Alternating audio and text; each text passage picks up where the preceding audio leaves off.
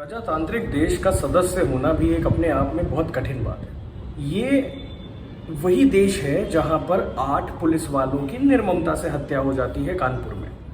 तमाम social media के network पे सिर्फ एक ही खबर हर तरफ है कि वो 8 लोगों के कातिलों को जिंदा नहीं छोड़ा जाना चाहिए। विकास दुबे ने 8 पुलिस वालों का घेराव करके उनकी जान ले ली और वहां से भाग निकला। उसी बीच मैंने कहीं पे देखा कि उसकी माँ का बयान आता है कि नहीं, मार देना चाहिए मेरे बेटे को, उसने घिनौना काम किया। उत्तर प्रदेश के 40 पुलिस थानों को असहाय बताया जा रहा था हर न्यूज चैनल पे। उनके हर चीजों को नाकाबिलियत में बदला जा रहा था कि वो शायद विकास दुबे को पकड़ ही नहीं पाते हैं। कोई 68 घंटे का हिसाब दे रहा है, कोई 70 घंटों का हिसाब दे रहा है। उत्तर प्रदेश सरकार और पुलिस वाले सब जुट गए कि अब हमें उस कातिल को पकड़ना है। इस पूरे प्रकांड में अगर आज तक देखें तो करीब आधा दर्जन लोग मर चुके, जिसमें विकास दुबे मुख्य अभियुक्त भी आज मारा जा चुका है। खुद महाकालेश्वर के मंदिर में विकास दुबे अपना आत्मसमर्पण करते हैं। कुछ इस तरीके की न्यूज कल से चलने शुरू हो गई, क्योंकि विकास दुबे वहां चिल्ला रहा था, मैं हूं विकास दुबे कानपुर वाला। वो अपने उन गुणों की बखान कर रहा था जिनको शायद कोई ना जानना चाहता है और शायद इसको काला इतिहास मान लेना चाहिए। करीब 40 से 45 केसेस तो विकास दुबे को अपनी उंगलियों पे रटे हुए थे, क्योंकि शायद यही उसकी काबिलियत का सबसे बड़ा पैमाना। वो लोगों का सोशल मीडिया हैंडल ही उनका वॉर जोन है, जहां पे बैठ के वो सारी शहादत की बातें करते हैं।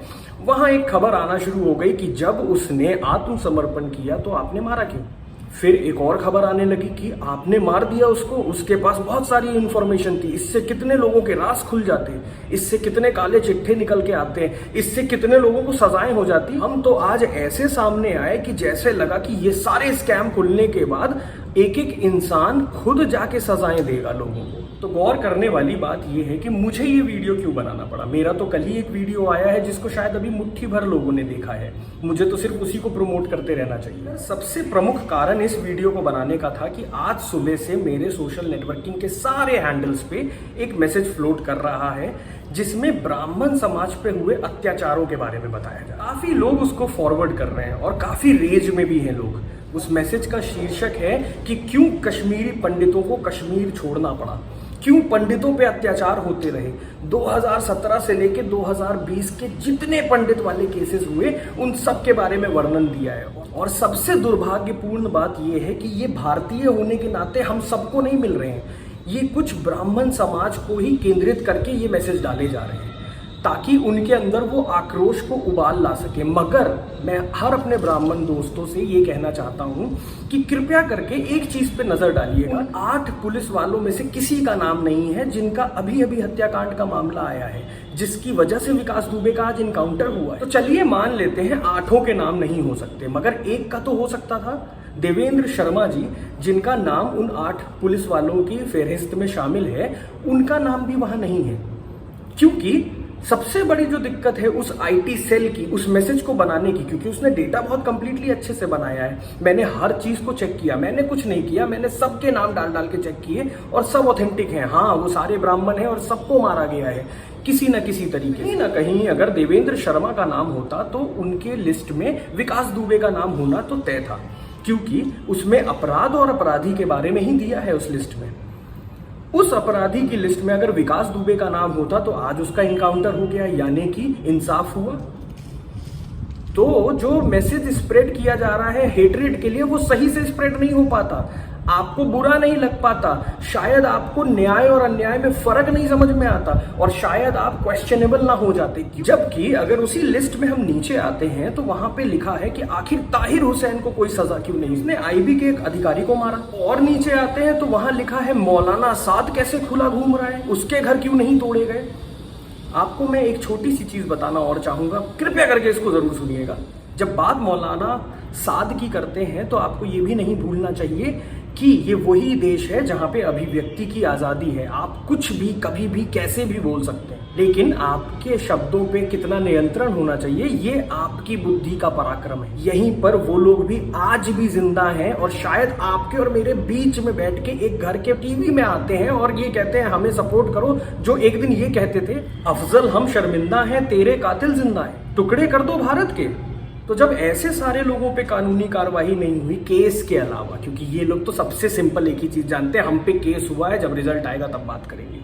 तो जब आप उनका कुछ नहीं कर पाए, आप मौलाना साद का क्या करेंगे? अपने ज़मीर को इतना बलशाली तो बनाइए कि जब बड़े बड़े फैसलों का समय आए तो आप वहां पे मौजूद हो।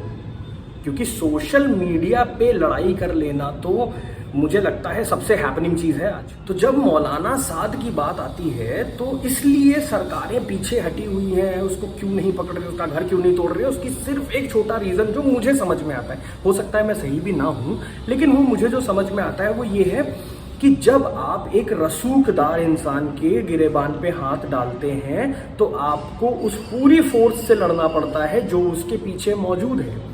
सीए एनआरसी के दौरान एक छोटी सी कम्युनिटी हेटरेड स्प्रेड करके लोगों को हिंदू और मुस्लिम में बांट दिया गया था, जबकि ये कानून सब पे लागू था, मगर इसमें बहुत सारी चीजों का एक बहुत ही अलग तरीके का कच्चा चिट्ठा बना के हम सबको लड़वा लिया गया। साद के बारे में बात करने से पहले मैं बात करना चाहता हूँ रवीश कुमार की। वो एक ऐसे जर्नलिस्ट हैं जो उन्होंने कभी कभी ऐसी बातें बोली है जो कॉन्ट्राडिक्ट करती हैं अपने आप से, लेकिन आप उनको जाके सजा नहीं दे सकते, उसके लिए आप उनका घर नहीं तोड़ सकते। अच्छा, इससे पहले कि ये बाएं और दाएं का खेल बन जाए, मैं कहता हूं अर्नब गोस्वामी भी, कि अर्नब गोस्वामी अगर कोई ऐसी चीज बोलते हैं जो आपको नहीं समझ में आती तो आप उनका घर नहीं तोड़ेंगे, आप उनको नहीं सजा देने लगे। तो अभिव्यक्ति की जो आजादी है वो मौलाना साद को खूब पता है। वो जो बोलते हैं या जो उन्होंने आज तक जो बोला है वो लोगों को भी पता है कि वो अभिव्यक्ति की आजादी है, जो कि कुणाल कामरा भी करते हैं, जो शायद रवीश कुमार भी करते हैं, अर्नब गोस्वामी भी करते हैं,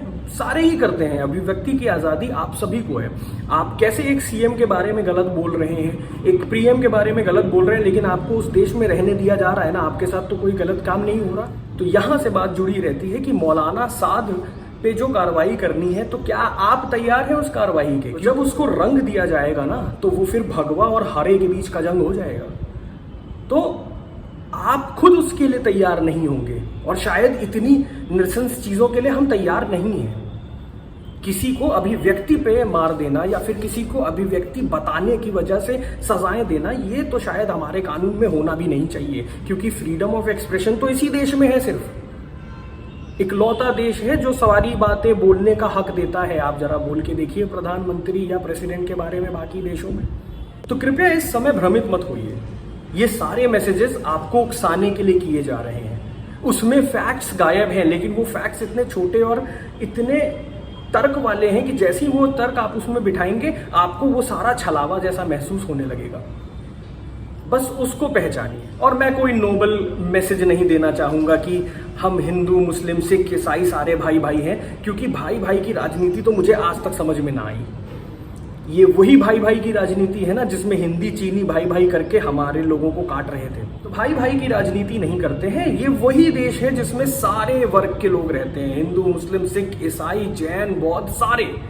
और इन सब से हम सबको एक लगाव होना चाहिए, क्योंकि इंसान अपने डीड्स की वजह से पहचाना जाता है, अपनी नीयत की वजह से पहचाना जाता है, ना कि धर्म की वजह से। रोड पे चलते हुए आप किसी की मदद करते हैं तो आप उसका नाम नहीं पूछते, यही हमारे संस्कार है। एक टेंशन मेरी और बनी हुई है कि कहीं ऐसा तो नहीं कि जब मैं अभी फोन उठाऊं और ये देखूं कि कहीं रेस्ट इन पीस विकास दुबे, या फिर विकास दुबे तेरे कातिल जिंदा हैं, हम शर्मिंदा हैं, और बहुत सारे नारे ना लग रहे हों कहीं पे, क्योंकि इस समय मुद्दे को वही रंग दिया जा रहा है।